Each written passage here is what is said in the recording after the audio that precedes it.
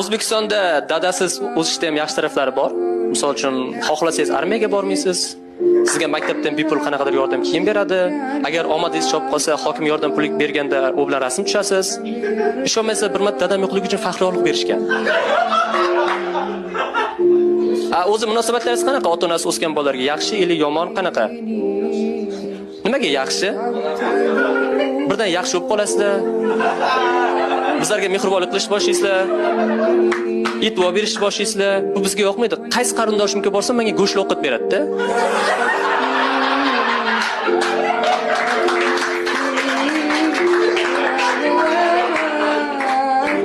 Eski kiyimlarini siz dadangiz vafot etgan bo'lsa, u dunyodagi eng yaxshi odam bo'ladi O'zbekistonda. Rostdan, siz dadangiz vafot etgan bo'lsa, rosta kelasiz. Kimni o'g'li bilasizmi? Dilshod akani qayerda ishlaydi? Yo, hozir dadam vafot etgan desam, dadangiz yaxshi inson edi. Lekin menga eng alam qiladigan bu gap 2004-yil bola aytayapti-da.